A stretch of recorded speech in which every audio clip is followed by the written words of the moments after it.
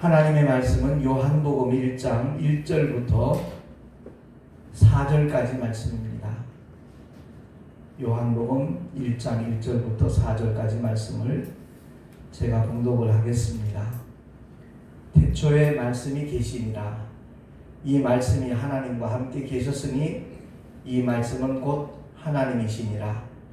그가 태초에 하나님과 함께 계셨고 만물이 그로 말미암아 지은 바 되었으니 지은 것이 하나도 그가 없이는 된 것이 없느니라.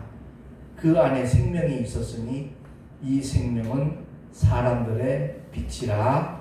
아멘. 14절 한 절 더 읽겠습니다. 말씀이 육신이 되어 우리 가운데 거하심에 우리가 그 영광을 보니 아버지의 독생자의 영광이요 은혜와 진리가 충만하더라. 아멘. 마태, 마가, 누가복음은 공관복음이라 그래요. 주님이 행하신 공생의 사역을 같이 봤다 그런 뜻이에요. 근데 요한복음은 제4복음서라 그래요. 사도 요한이 어떤 신학 사상을 가미해서 서술을 한 거기 때문에 공관복음과는 좀 다르게 우리가 이해를 해야 되는 겁니다. 근데 사도 요한이 1장 1절에 태초에 말씀이 계신다 그랬습니다. 그리고 그 말씀이 육신이 되어서 우리 가운데 오셨는데 그분이 바로 하나님의 독생자 예수 그리스도 그분이시다라고 증거를 하고 있습니다. 그런데 2절에서 4절에 보면 그 주님이 2000년 전에 육신으로 오셨지만 태초에 그러니까 천지가 창조되기 그 훨씬 이전 태초에 하나님과 함께 계셨다라고 증거하면서 만물이 그로 말미암아 지은 바 되었다. 그 모든 지어진 것이 그 어떤 것도 그가 없이는 된 것이 없다. 말씀이 육신되어 오신 예수님은 불과 이 역사 속에 오신 것은 2000년 전 사건이지만 훨씬 그 이전에 천지가 창조되기 전부터 계신 분이 예수 그리스도시다라고 증언을 합니다. 그런데 우리가 중요한 것은 예수를 믿으면 죄사함을 받고 구원을 받는다. 그리고 천국에 간다. 그 엄청난 사건을 그 엄청난 축복을 이론적으로만 아는 게 문제라는 거예요. 예수 믿으면 2000년 전 갈보리 언덕에서 주님이 흘리신 보혈이 인류의 모든 죄를 사하셨다는 하나님이 우리를 위하여 행하신 그 놀라운 사건, 그 일을 인정하는 것이 믿음임에 틀림이 없는데 그 믿음이 하나의 이론이나 지식으로 머물러 있다는 것이 심각한 문제라는 거죠. 삶의 현실에서 하나님의 말씀을 우리가 날마다 체험한다면 그 믿음은 요동치 않아요. 흔들리지 않아요.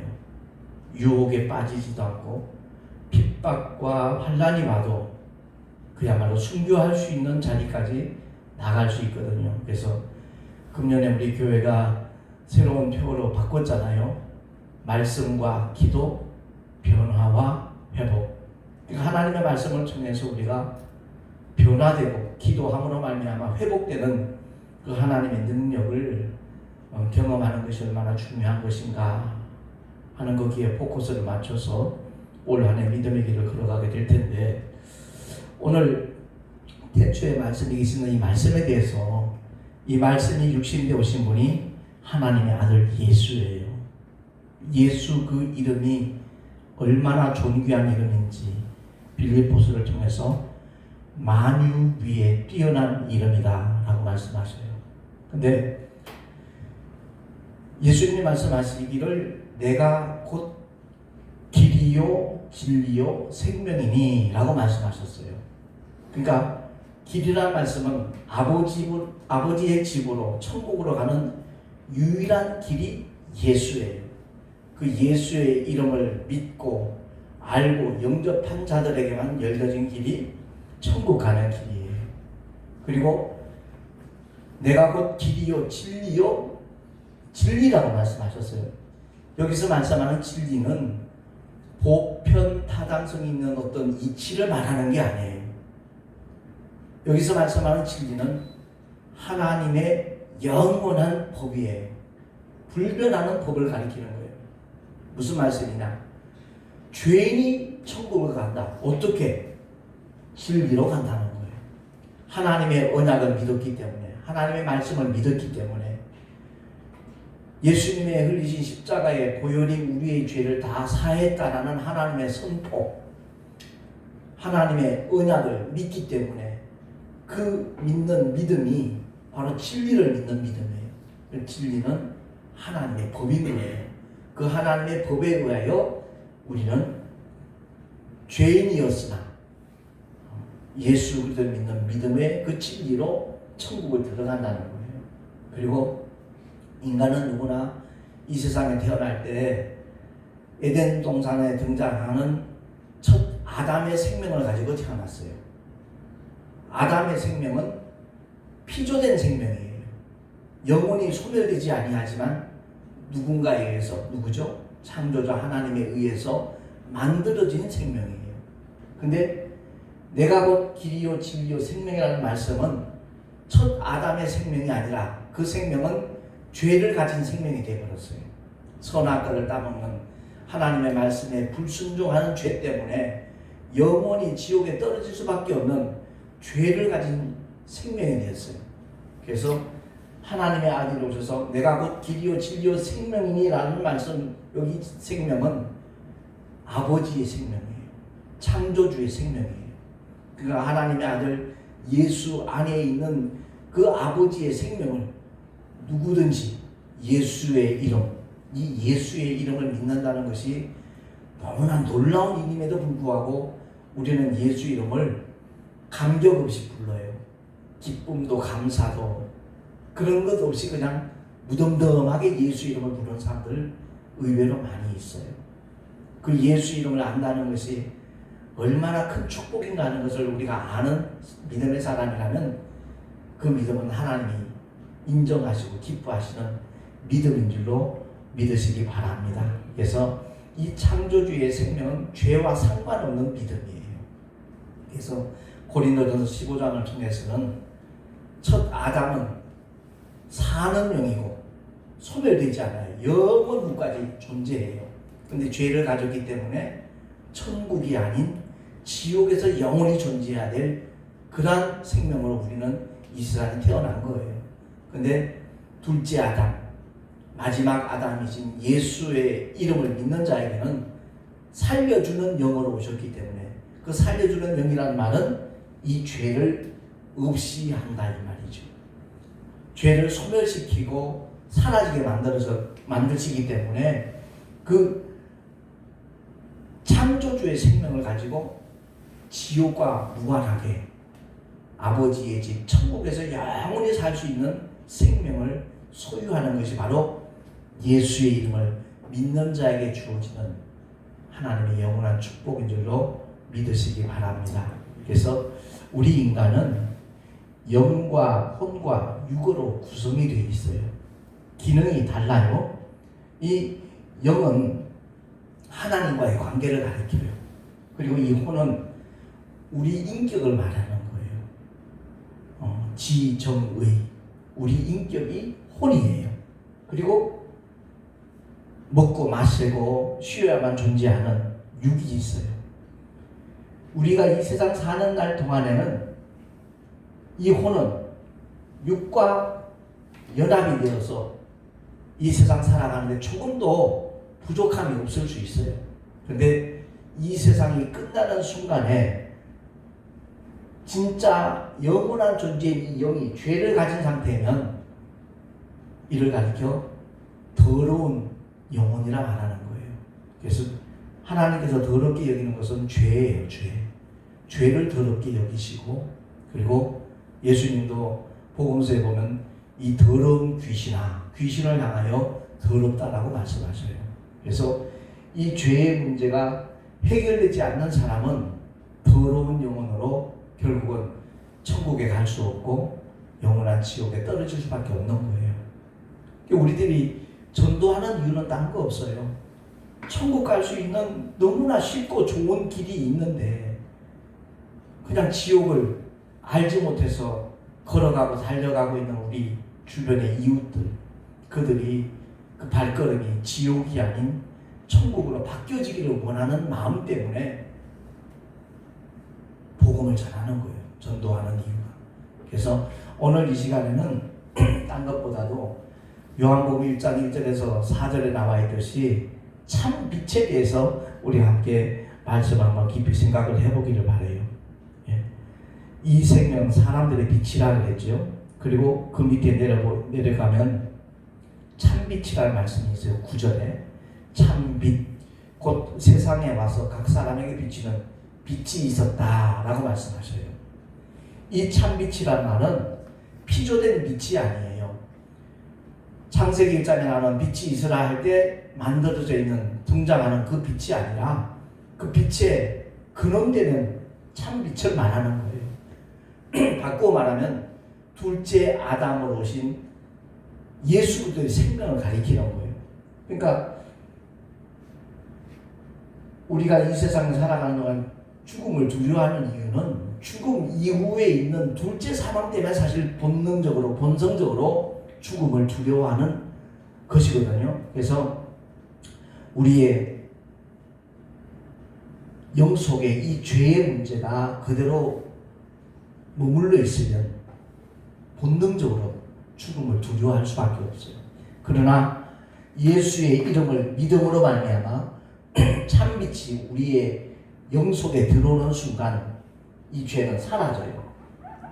이 죄가 사라지면 이 영혼은 거룩한 영혼, 하나님의 자녀로서의 그 자격과 권세를 가지게 되는 거예요. 그래서 이 영 속에 참빛이 들어오면 지금 스위치를 내려보면 여기가 깜깜해지죠. 그렇죠?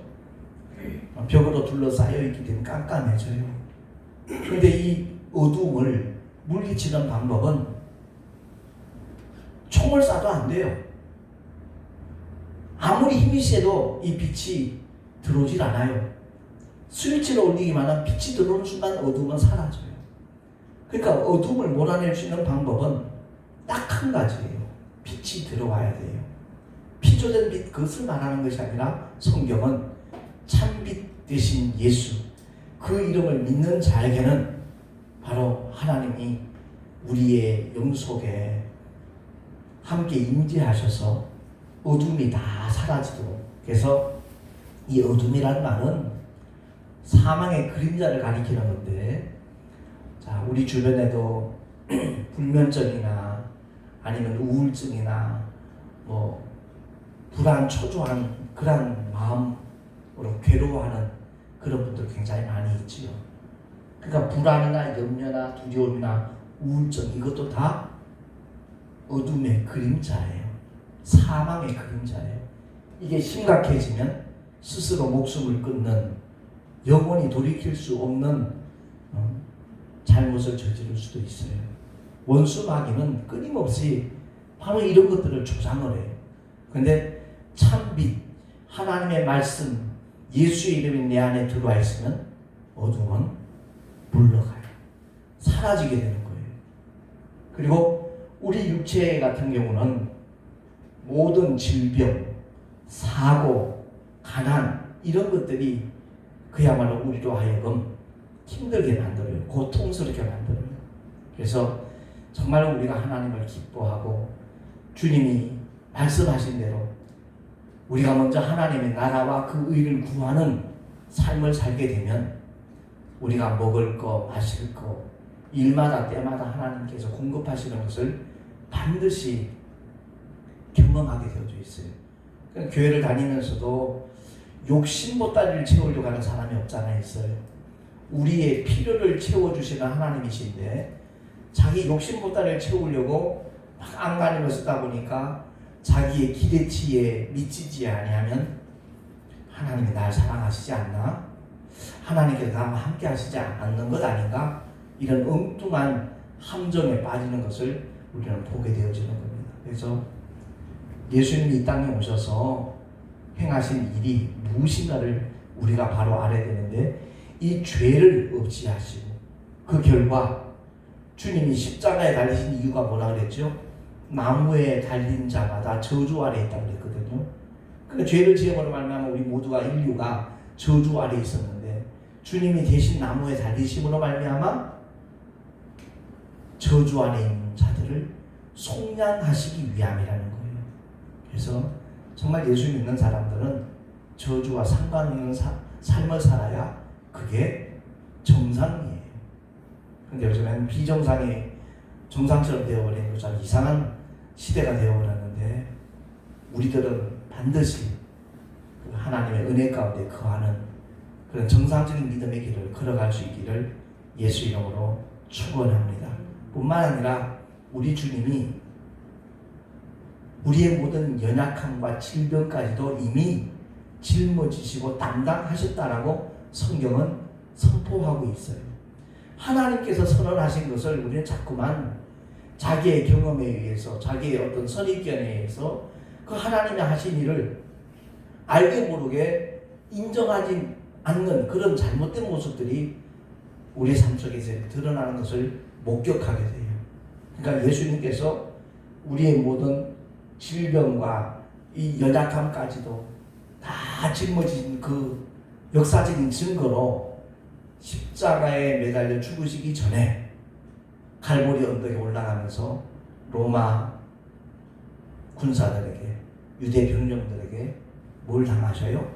채찍질을 당하셔요. 저가 채찍의 마정으로 우리가 나음을 입었다라는 것을 확실한 증거로 우리 주님은 보여주셨어요. 그러니까 그 로마 병사들이 내리치는 채찍질, 그 가죽끈 끝에는 뼈조각, 납 같은 것이 달려있어요. 한번 내리칠 때마다 피가 튕기는, 살이 찢어지는 그 고통을 주님이 겪으실 이유는 모든 저주와 질병까지도 주님이 담당하시기 위함이라는 사실을 우리가 기억을 하고 정말 어디를 가든지 무엇을 하든지 하나님께서 함께 하시는 믿음의 증거를 가진 자로 살아갈 수 있기를 예수 이름으로 축원합니다. 은혜를 사모하는 자, 정말 주님을 믿고 기대하며 나아가는 자, 우리 주님께서는 끝까지 함께 하시고 책임지시다는 것을 기억을 하고 언제 어디서든지 승리하는 하나님의 사람으로 살아갈 수 있기를 예수 이름으로 축원합니다. 우리 함께 찬양하겠습니다. 십자가 그늘 밑에 함께 찬양하고